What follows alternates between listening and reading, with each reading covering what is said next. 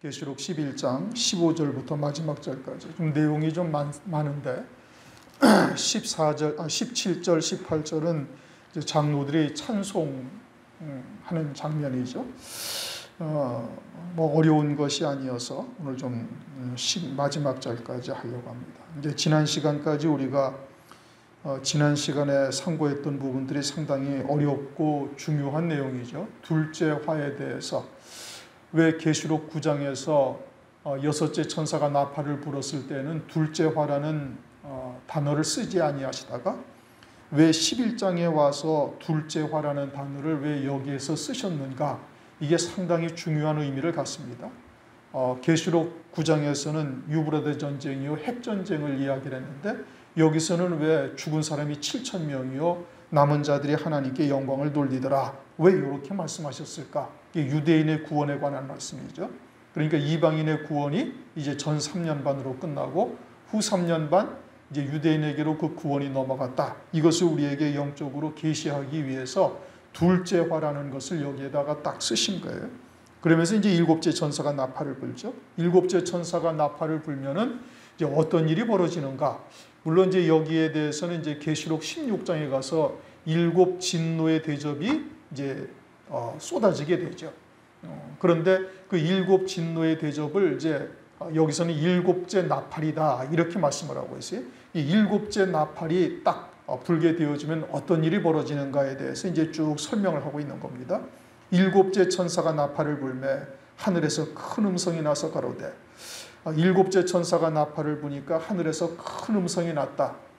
그러니까 이제 큰 음성이라는 단어를 우리가 이제 여러 차례 상고를 했어요.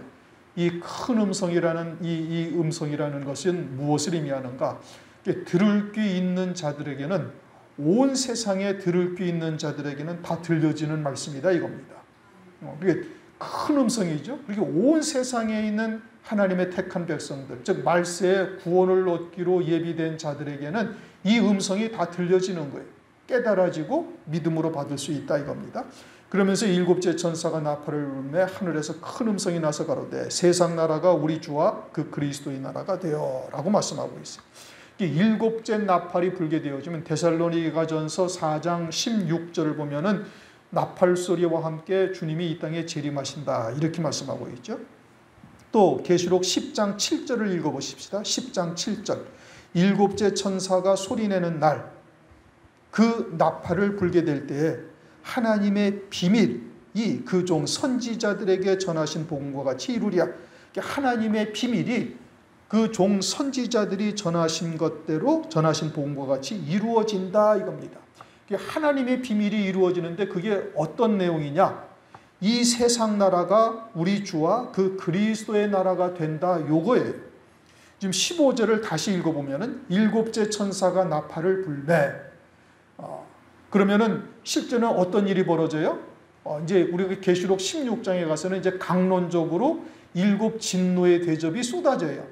그래서 이제 그것을 총체적으로 총론적으로 일곱 천사가 나팔을 불면은 큰 음성이 나서 세상 나라가 우리 주와 그리스도의 나라가 된다.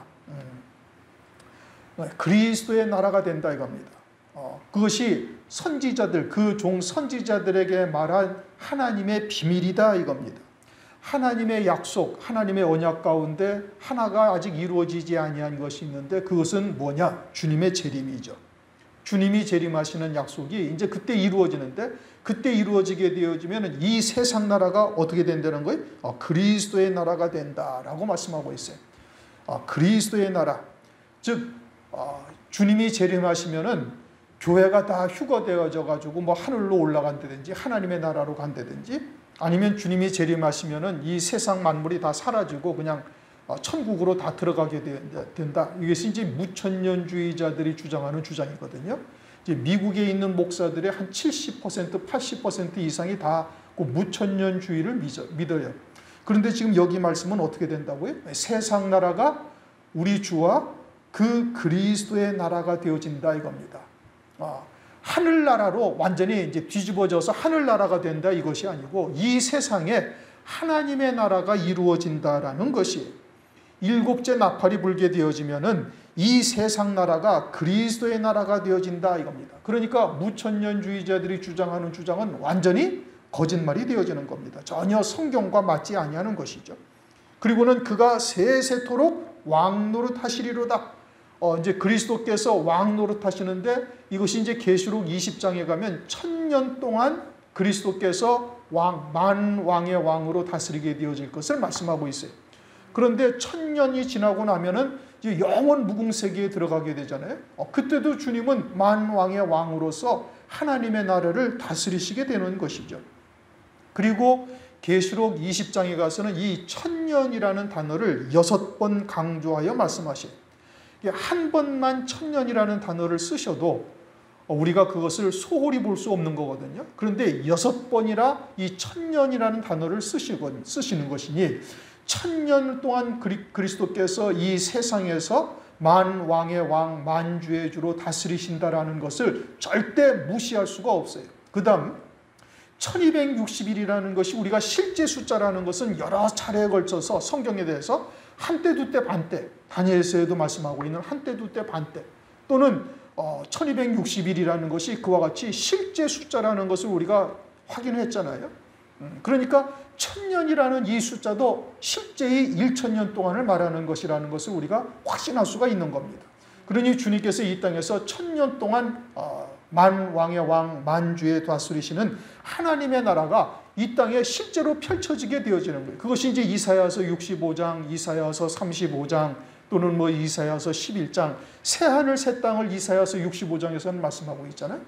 또 히브리서 1장 10절 이하에 보면 이 세상은 옷과 같이 낡아져서 옷을 갈아입듯이 갈아입게 되어진다. 이게 이제 계시록 16장에 가서 이제 그 마지막 7번째 진노의 대접이 쏟아지면 땅이 세 갈래로 갈라지고 하늘에서는 중수가 한 달란트나 되는 한 달란트가 아니죠. 중수가 16장에 뭐라고 말씀하고 있죠? 중수가 한 달란트 되는 큰 우박이 떨어져 가지고 지상에 있는 건물이나 이런 것은 그냥 다 무너지고 없어지고 말죠.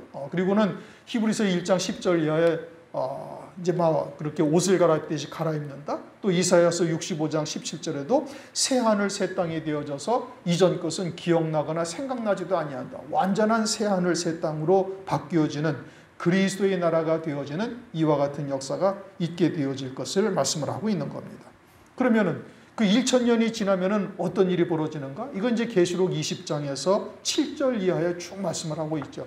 천년 왕국이 끝날 무렵에 무저갱에 1000년 동안 갇혀있던 마귀가 풀려나게 되잖아요. 잠깐 동안 풀려나서 1000년 동안 생육번성한 그러니까 휴거된 백성들, 예비처로 갔다가 공중으로 그대로 끌려 올라가서 휴거된 백성들은 혈육의 몸으로 재림하신 그리스도를 맞이하고 환난 날에 예수의 증거와 하나님의 말씀을 인하여 목배임 받은 자들은 첫째 부활, 다시 말하면 신령한 몸을 입고 주님이 재림하실 때 첫째 부활의 영광을 입고 그리스도와 함께 이 땅에 와서 왕으로 다스리죠. 신령한 몸을 입고. 그러니까 첫째 부활한 성도들이 다스리는 이 세상 나라에서 혈육의 몸을 입은 자들은 생육번성하는데 1000년 동안 죽음도 없고 질병도 없고 고통도 없는 거예요. 그러니까 1000년 동안 휴거된 백성들이 생육번성하면 그 수가 어마어마한 것이죠. 70명이 애굽에 내려가서 430년 동안 200만이 넘는 이와 같은 이스라엘 백성들로 생육번성했던 것을 생각한다면 그들은 살다가 100년 또는 7, 80년 또는 100일, 20년 살다가 죽었잖아요. 그런데 1000년 동안 죽지 아니하고 계속 생육번성하면 아주 기하급수적으로 하나님의 나라의 백성들이 어마어마하게 불어나는데 그 1000년 동안 마귀가 없는 세상에서 그저 하나님의 말씀으로만 양육받고 있었으니 상급이 없죠. 그러니까 하나님께서 마귀를 풀어놓아서 미혹하게 하고 그 미혹의 역사를 승리하는 자들에게는 하늘나라에서 영생의 복을 주시기 위해서 마귀를 풀어주는 건데 거기에 또 무수히 실족해서 넘어지고 그렇게 해서 계시록 20장 7절 이하 보면 곡과 마곡의 전쟁, 마귀의 미혹의 역사에 실족한 하나님의 백성들이 또 그리스도를 대적하는 일들이 벌어져서 곡과 마곡의 전쟁이 벌어지고 배도한 그들을 다 진멸하시고 이때 마귀는 이제 그때 무저갱에 들어가는 제 지옥에 떨어지는 역사가 나타나게 되어지죠. 그리고서는 이제 영원 무궁세계에 들어가게 되어지는데 그때로부터 또 세세토록 주님은 영원한 왕으로서 다스리게 되어지는 겁니다. 그러므로 우리가 장차 있게 되어질 환란과 환란 후에 있게 되어질 천년왕국과 천년왕국이 지난 후에 있을 일들, 즉 이제 그때 영원 무궁세계에 들어가기 직전에 이처럼 곡과 마곡의 전쟁이 또 있고 그 곡과 마곡의 전쟁이 있은 후에 이 물질 세계는 완전히 사라지고 그리고서는 백보자의 심판을 거쳐 영원 무궁세계로 들어가게 되어지죠. 이제 이와 같은 것이 요한계시록을 통해서 우리가 정확하게 깨닫고 있어야 되는 겁니다. 한 가지 우리가 참고해야 될 것은 고린도전서 15장 51절을 보면 마지막 나팔에 순식간에 홀연히 다 변화하리라 이렇게 말씀이 나와 있어요. 이제 세대주의자들이 주님이 재림하실 때가 나팔 소리와 함께 재림하신다고 그러니 주님이 재림하신다면은 이 땅에 남아 있는 자들이 이제 이와 같이 홀연히 다 변화된다.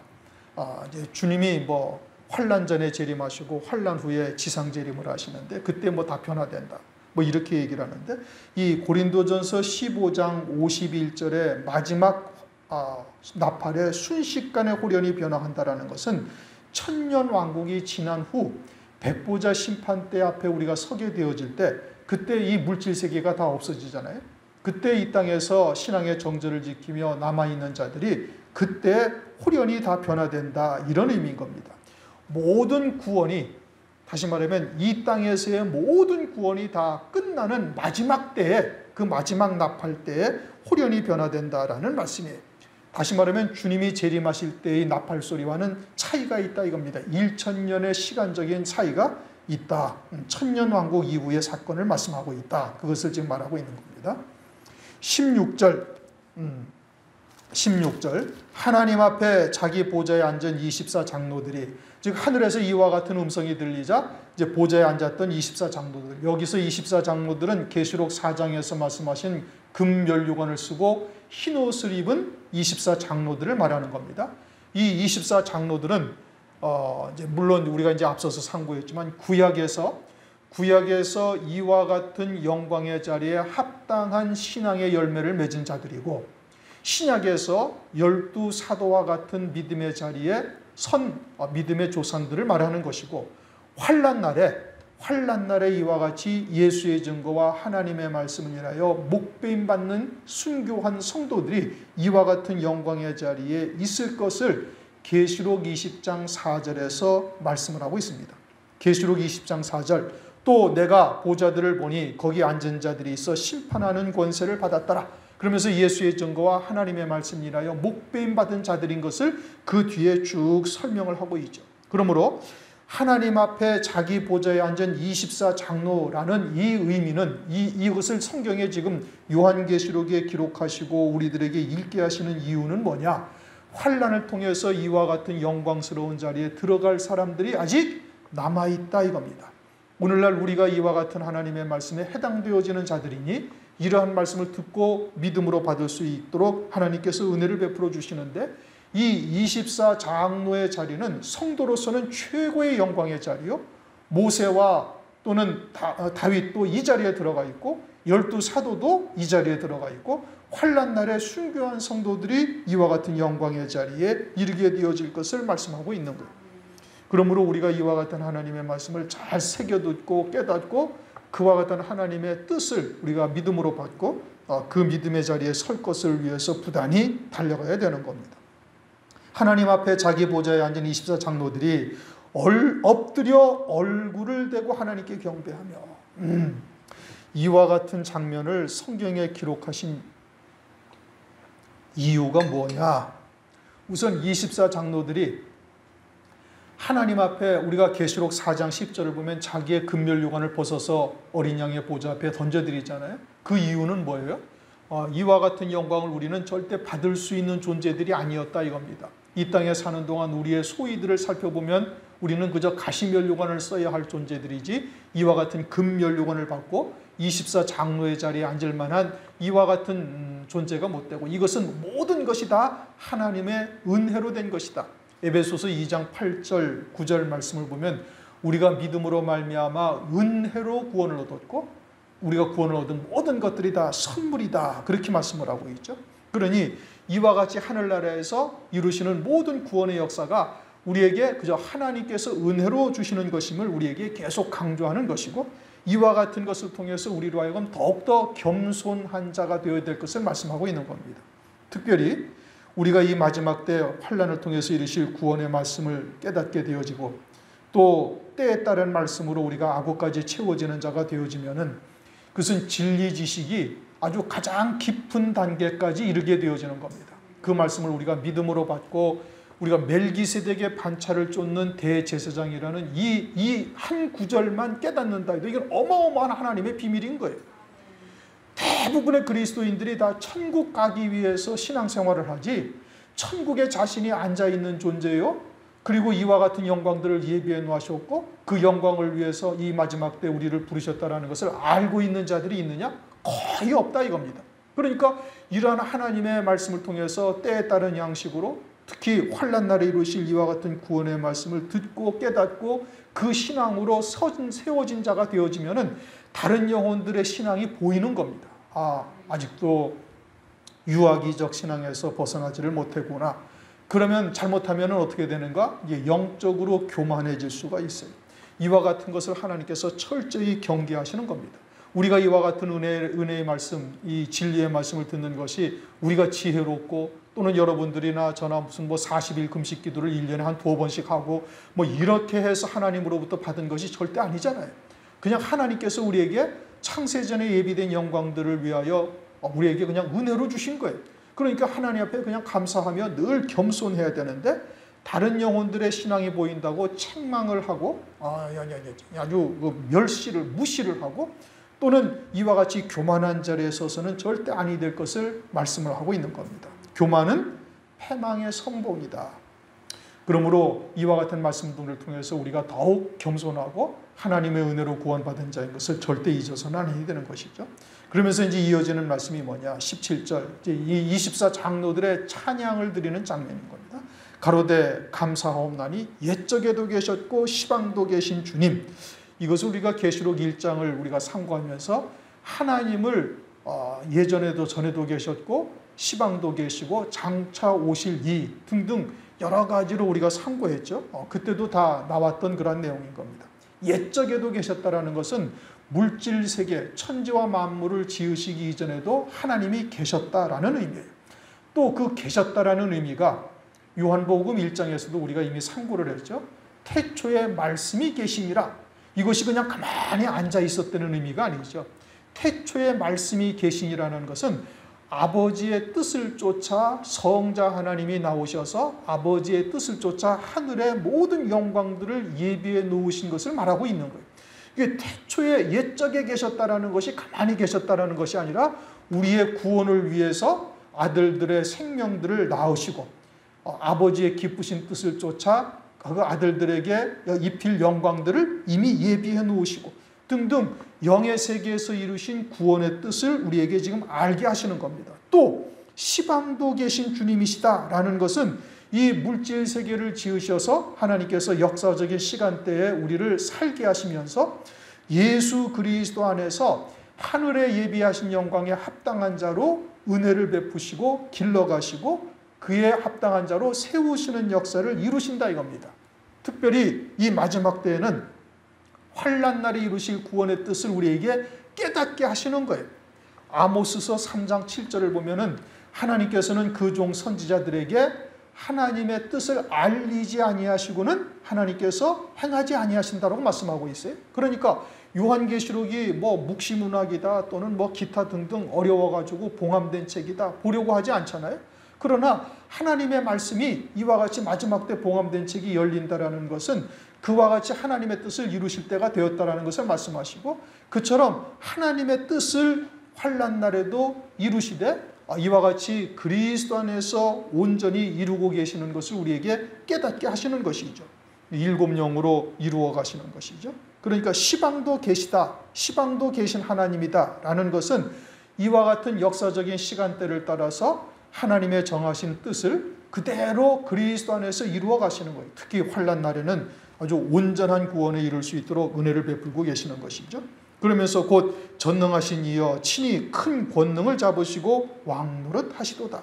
재림하셔서 이와 같이 만왕의 왕으로서 새하늘 새 땅에서 친히 하나님의 공의로 다스리시는 역사가 나타나게 되어지는 겁니다. 물론 오늘날도 모든 만물의 주권은 누구에게 있습니까? 주님에게 있죠. 골로새서 1장 15절 이하 17절까지의 말씀을 보면은 보이는 것과 보이지 아니하는 모든 것을 다 주님이 지으셨고 모든 만물이 그리스도 안에 함께 섰다. 그러니까 그 모든 피조물 가운데는 누구도 있어요? 마귀도 있는 거예요. 그러니까 마귀도 하나님의 주권적인 섭리 가운데 하나님의 구원을 뜻을 위해서 사용되어지고 있는 것이죠. 그러니까 마귀에게 준 권세는 제한적인 권세예요. 하나님의 주권적인 섭리 안에서 하나님의 뜻을 이루는 데 필요한 데까지만 하나님께서 허용하시는 겁니다. 이것은 욥기서 1장을 통해서 우리가 확실하게 알고 있는 것이죠. 그리고 택하신 자들에게는 하나님께서 머리카락 한 올 한 올까지 다 세신바 되었다. 그러니 그리스도의 것이 된 우리들에게 특별히 진리가 무엇인지를 깨닫고 부단히 그리스도의 것으로서 달려가고 있는 우리들에게는 하나님의 허락하시 없이는 그 어떠한 일도 우리에게 이루어질 수가 없는 거예요. 그러니까 우리에게 이루어지는 그 모든 악한 영의 역사는 하나님께서 이루실 뜻이 있음을 우리가 분명히 깨달아야 되는 것이고, 환난 날에 적그리스도에게 하나님께서 성도들에게 죽이는 권세를 주신 이유가 뭐예요? 첫째 부활의 영광을 이루기 위해서, 그들로 하여금 순교를 통해 첫째 부활의 영광을 이루시기 위한 것이에요. 그와 같이 하나님은 전능하신 이요 큰 권능을 잡으시고 왕노릇 하시리로다. 18절 이방들이 분노하며 주의 진노가 임하여 죽은 자를 심판하시며, 여기서 이방이라는 것은 지금 이 때가 언제죠? 7째 나팔이 불 때가 전 3년 반입니까? 후 3년 반입니까? 후 3년 반이에요. 후 3년 반 마지막 화죠. 세 번째 화가 이제 7번째 나팔을 불면서 7 진노의 대접이 쏟아지게 되어지는데, 이것이 요한계시록 8장 마지막 절에 있는 세 번째 마지막 화다 이겁니다. 그러면 이 마지막 화, 후 3년 반에 임하게 되어지는 7 진노의 대접이 있을 때 이 땅에 남아있는 자들은 누구죠? 물론 적그리스도도 거짓 선지자도 또는 불택자도 있지만 누가 남아있어요?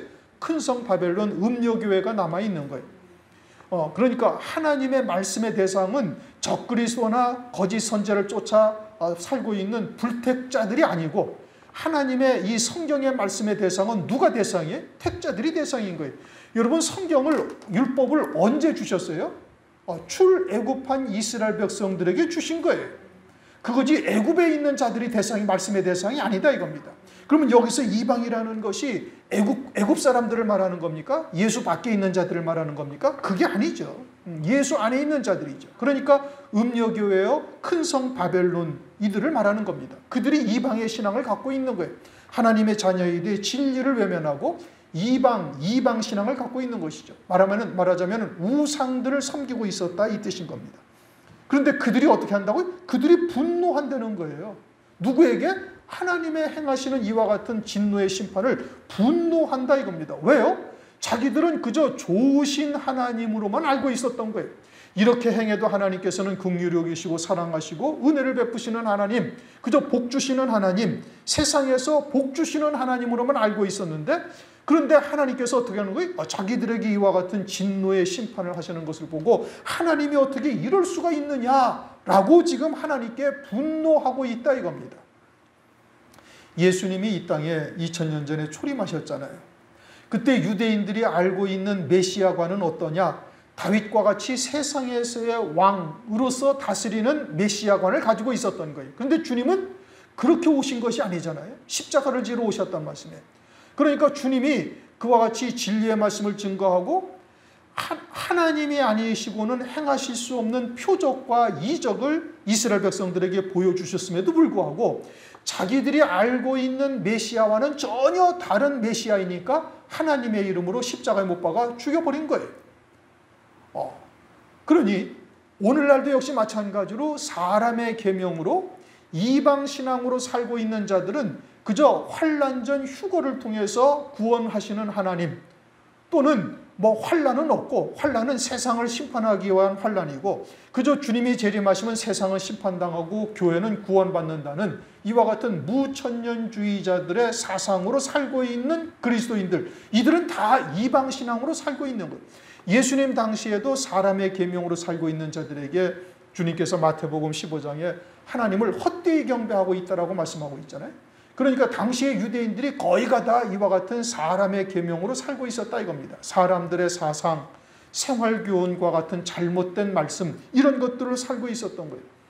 그들이 예수님을 십자가에 못 박았던 것처럼 오늘날도 마찬가지로 이처럼 사람의 계명으로 살고 있거나, 또는 세대주의자들과 같은 종말에 이루어질 일들을 왜곡되이 해석하고 있는 자들, 또는 무천년주의자와들과 같이 왜곡되이 해석하고 있는 자들, 이들이 그와 같이 환난을 통해서, 순교를 통해서 첫째 부활의 영광을 입게 되어지는 이와 같은 역사들을 바라보고서는 분노한다 이겁니다.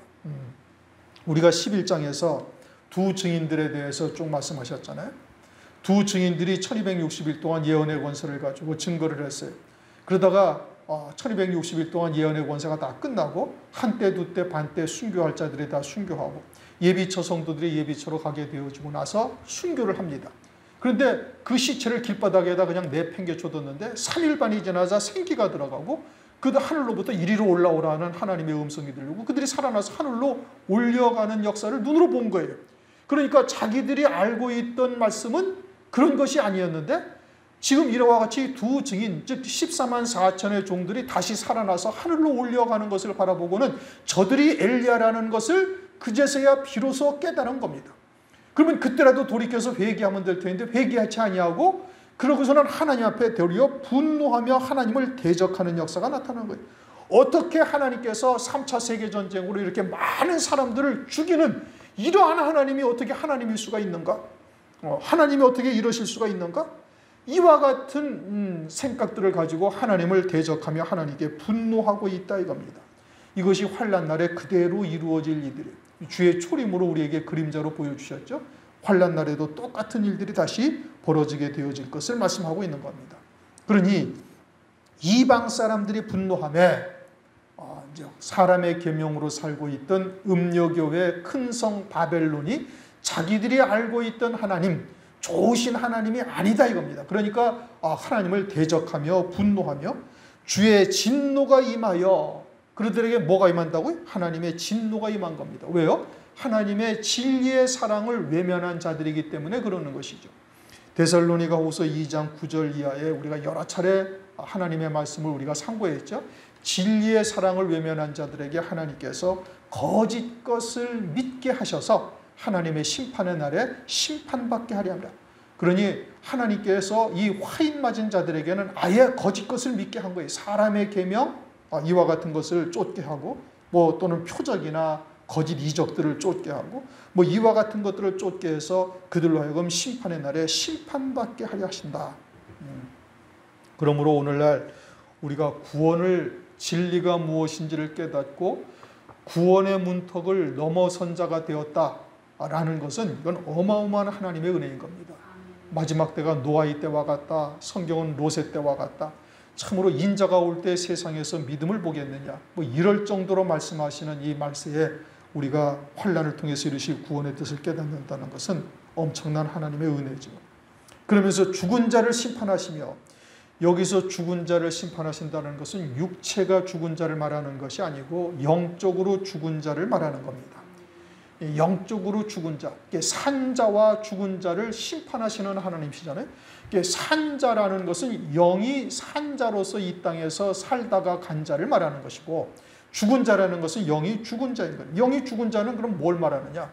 우리가 예수 그리스도를 믿는다라는 것은 예수와 함께 우리의 육체, 즉 옛사람이 십자가에 함께 달려서 나도 예수와 함께 죽었음을 믿음으로 받는 거예요. 그리고 이제는 그리스도께서 부활하심으로 우리가 그리스도 안에 있는 영원한 생명, 새 생명으로 사는 자가 되었음을 우리가 깨닫고 그 믿음으로 살아가죠. 부단히 자기를 쳐 복종시키며 정과 욕심을 십자가에 못 박고, 사도 바울처럼 나는 날마다 죽노라 고백하면서 부단히 새 생명으로 하나님의 말씀을 믿는 믿음으로 사는 자가 되어져 가는 거예요. 그게 산자예요. 그런데 죽은 자라는 것은 예수와 함께 옛사람이 죽지 아니하고 여전히 옛사람이 훨씬 강하게 사는 자인 겁니다. 그러니까 자신의 이성과 합리적인 사고로 판단을 하면서 하나님의 말씀도 받아들일 것은 받아들이고 받아들이지 못할 것은 안 받아들이는 거예요. 그렇게 육으로 사는 자가 곧 뭐예요? 그게 죽은 자인 겁니다. 육으로 예수와 함께, 육신은 예수와 함께 죽었어야 하는데 그 죽었어야 할 육체가 여전히 살아있어서 육체로 사는 자가 되어졌으면 그들은 이미 죽은 자다 이겁니다. 그들이 이방신앙으로 사는 자들이요, 그와 같은 자들이 짐승표를 받고 짐승을 경배하며 그리스도를 대적하는 자들이 되어지는 것이죠. 그들에게 하나님께서 7 진노의 대접을 쏟으시는 겁니다. 그러면서 죽은 자를 심판하시며 종 선지자들과, 여기서 종 선지자들이라는 것은 환난 날에 사역하는 종들, 14만 4천의 종들인 겁니다. 그들을 종 선지자라고 불러요. 선지자라는 것은 앞으로 되어질 일들을 먼저 깨닫게 하셨다 이겁니다. 그러면 어떤 일들을 깨달은 거예요? 환난을 통해서 이루실 하나님의 구원의 뜻을 깨달은 자들인 겁니다. 환난 날에 사역할 종들은 요한계시록이나 다니엘서와 같이 환난 날에 이루실 구원의 말씀을 깨닫는 자들이어야 하나님께서 그 종으로 인정을 하시는 겁니다. 은혜시대의 목사, 은혜시대의 종들과는 전혀 다른 겁니다. 그러니까 여기서 종 선지자라는 것은 누구를 말하는 거예요? 14만 4천의 종들을 말하는 겁니다. 성도들이라는 것은 환난 날에 순교한 성도들, 성도라는 것이 거룩한 무리예요. 거룩한 무리, 우리는 스스로, 육체를 입은 우리들은 스스로 거룩한 존재가 될 수가 없죠. 거룩하신 분은 하나님만이 거룩하시고, 베드로전서 1장 2절 성령의 거룩하심을 따라, 거룩하게 하심을 따라 그렇게 말씀하고 있어요.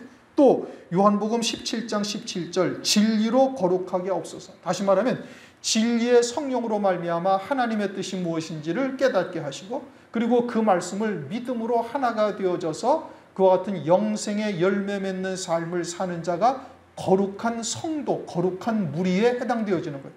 그러면 환난 날에 이와 같이 거룩한 진리의 성령 안에서 인도함 받은 자들은 어떻게 되겠어요? 당연히 순교하게 되어지는 것이죠. 그리고 물론대소하고 주의 이름을 경외하는 자들, 이것은 휴거 성도들인 겁니다. 이들에게 상을 주신다 이겁니다. 짐승표를 받지 아니한 자들, 그들에게 상을 주신다.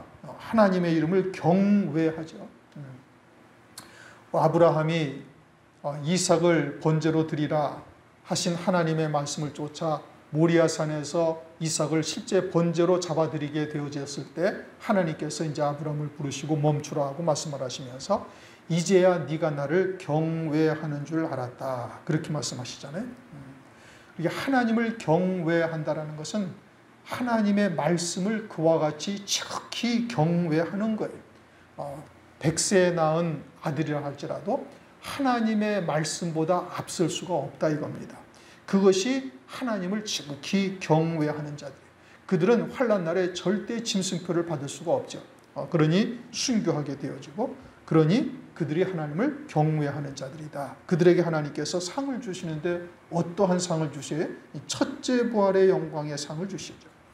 그러므로 순교한 성도들만이 이 첫째 부활의 영광을 입게 되어지고, 이것은 성도로서는 최고의 영광이죠. 하나님의 영광을 함께 누리는 자가 되어지는 것이고, 그들은 곧 하나님처럼 보이는 이와 같은 놀라운 은혜를 그들에게 베풀어 주시는 겁니다.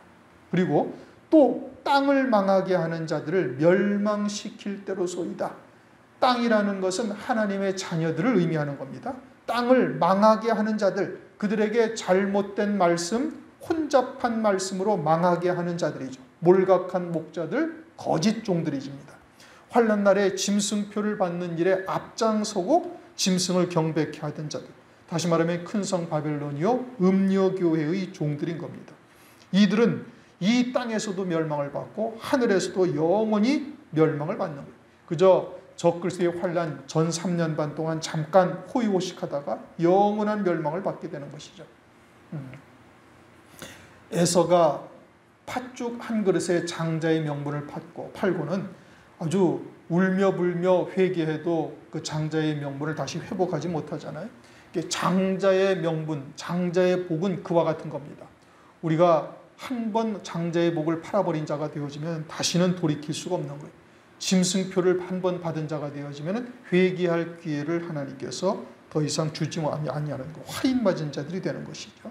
19절, 이에 하늘에 있는 하나님의 성전이 열리니, 하나님의 성전이 열린다. 모세가 지은 성막이나 솔로몬이 지은 성전은 그림자죠. 하늘에 있는 성전이 참 성전이에요. 그러면 실제 하늘나라에 하나님의 성전, 하나님 나라에 이와 같은 성전이 있다는 얘기인가? 솔로몬이 지었던 성전이 있다는 얘기인가? 하나님 나라에는 성전이 실제 없어요. 요한계시록 21장 22절, 주 하나님 곧 전능하신 이와 및 어린 양이 그 성전이심이라. 하나님 그 자체가 곧 성전이시다 이겁니다. 그러니까 하늘에 있는 하나님의 성전이 열린다라는 것은 하나님이 스스로를 보여주시고 있다 이겁니다. 열어 보여주시는 거예요. 그러니까 성전에 뭐가 있어요? 언약궤가 있다. 하나님의 언약궤가 있다.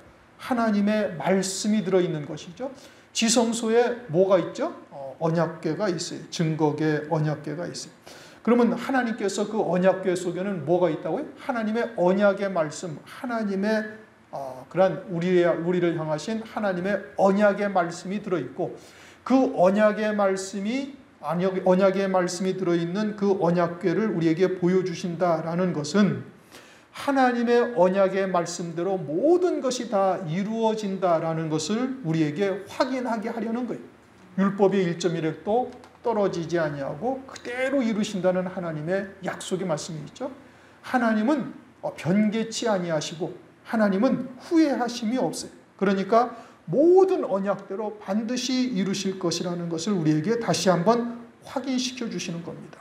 또 그 안에 뭐가 있어요? 번개. 번개빛은 세상의 그 어떤 빛보다도 빛나죠. 그러니까 낮에도 번개가 칠 때는 햇빛보다 그 빛이 더 밝게 빛나고 있지 않습니까? 그러니 이 번개라는 것은 하늘에 있는 영광의 빛을 말하는 거예요. 영생에 누리게 되어질 영광의 빛을 우리들에게 깨우쳐 주시는 겁니다. 하늘나라의 영광을 우리에게 보여주시는 것이고, 음성들과, 이것은 하나님의 음성이니 곧 말씀들을 말하는 것이고, 말씀을 통하여 하나님 아버지의 그런 영광에 합당한 자로 세워가시는 역사를 우리에게 깨닫게 하시는 것이죠. 그러니까 하늘의 영광을 우리에게 보여주시고 빛으로 보여주시고, 그의 영광에 이르는 합당한 자로 세워지는 말씀을 우리들에게 주셔서 성령 안에서 믿음으로 받게 하시고, 그 말씀으로 하나가 되어져 그 영광에 합당한 자로 길러가시는 은총을 우리에게 베풀어 주시는 겁니다. 그리고는 뇌성, 이것은 하나님의 능력이다. 욥기서 26장 14절에 그렇게 말씀하시죠. 그 말씀을 믿는 자들에게 하나님의 이루시는 권능, 믿는 자에게 이루시는 하나님의 능력이죠. 에베소서 1장 19절 20절에 이렇게 말씀하셔요. 그 힘에, 에베소서 1장 17절부터 우리가 여러 차례 상고했습니다. 지혜와 계시의 영을 받아서 하나님을 알고 그 부르신 부름의 소망이 어떠하며 영광의 풍성함이 어떠한지 마음의 눈을 떠서 그것을 보아라. 그리고 믿는 자에게 이루시는 하나님의 능력이 어떠한가? 그것은 죽은 자 가운데서 그리스도를 살리셔서 하나님 보좌 우편 영광 중에 앉히시고 모든 이름을 그리스도의 이름 앞에 다 무릎 꿇게 하시는 하나님의 전능하신 권능의 어떠한 것인지를 봐라. 그게 하나님의 능력이죠. 그와 같은 하나님의 능력이 뇌성이다. 그 다음에는 지진, 이제부터는 이제 심판의 얘기입니다. 지진은 땅이 갈라지죠. 사람의 계명으로 사는 자들은 땅에다가 세상에다가 쌓아놓죠. 그것들을 하나님께서 지진이 나면 어떻게 돼? 다 무너지는 겁니다. 흔들어 버리시는 것이죠. 히브리서 12장 26절 이하에도 말씀하시죠. 영존할 것들만 남겨두기 위해서 영존치 아니할 것들을 다 하나님께서 흔들어 무너뜨리시는 역사. 그와 같이 이제 심판의 의미가 있는 겁니다. 지진, 그리고 큰 우박이 있더라. 이제 세상에 쌓아놓은 것들을 큰 우박으로 치시죠. 이제 7째 진노의 대접이 쏟아질 때 이와 같은 큰 우박이 쏟아져서, 지진과 우박이 쏟아져서 땅에 있는 모든 것들을 다 진멸하고 심판하시는 역사를 말씀을 하고 있는 겁니다. 그와 같이 지진과 우박은 셋째 화의 내용이 되어지는 겁니다. 오늘 좀 내용은 좀 많습니다만은 15절부터 19절까지의 말씀을 상고했어요. 큰 나팔 소리와 함께, 일곱째 나팔 소리와 함께 이 세상 나라가 그리스도의 나라가 된다.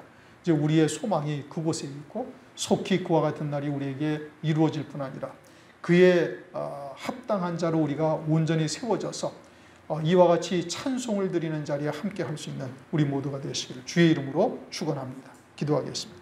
하나님 감사합니다. 오늘도 요한계시록 11장 일곱째 천사의 나팔을 불 때 이루어지는 역사가 무엇인지를 우리에게 깨닫게 하시고 이 마지막 심판의 때에 이와 같은 영광의 자리에 우리가 함께하는 자들이 다 될 수 있도록 은혜 위에 은혜를 더하여 주시옵소서. 말씀이 우리에게 생명이 되고 또 빛이 되고 또 이루시는 하나님의 능력 안에서 그의 합당한 자로 세워져 갈 수 있도록 은혜 위에 은혜를 더하여 주옵소서. 일곱 영으로 충만케 하셔서 이 말씀에 이루신 모든 구원에 함께하는 자들이 다 되도록 역사하여 주시옵소서. 예수 그리스도의 이름으로 감사하며 기도드리옵나이다. 아멘.